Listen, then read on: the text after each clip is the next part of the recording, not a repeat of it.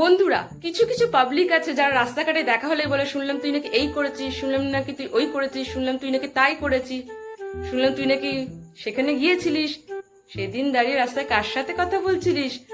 মানে এদের আর কোনো কাজ নেই, এদের শুধু একটাই কাজ হচ্ছে, সেটা হলো শোনা। ভগবান এদের পঞ্চ ইন্দ্রিয় দিয়েছে ঠিকই, কিন্তু এরা পঞ্চ ইন্দ্রিয়ের কাছে একটা ইন্দ্রিয় দিয়ে করে, আর সেটা হচ্ছে কান। কান দিয়ে এরা শুধু শুনবে, এরা না কিছু দেখবে না কিছু পর্যবেক্ষণ করবে। এদের শুধু একটাই কাজ, শোনা, অন্যের নিয়ে সমালোচনা করা। এইসব পাবলিক যখন আপনার সম্বন্ধে ভালো কিছু হবে বা আপনি যখন ভালো কিছু কাজ করবেন, তখন এরা শুনবে না, তখন ঘুমিয়ে থাকবে। তখন একবার আপনাকে এসে বলবে না যে কিরে, শুনলাম তুই নাকি এই কাজটা করেছিস, খুব ভালো করেছিস, তখন এরা ঘুমিয়ে থাকবে।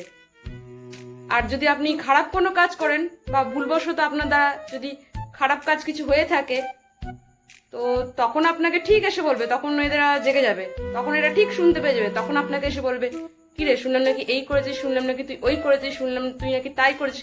এদের আর কোনো কাজ নেই, শুধু এই করেছিস তাই করেছিস আর পরনিন্দা পরচর্চা করা।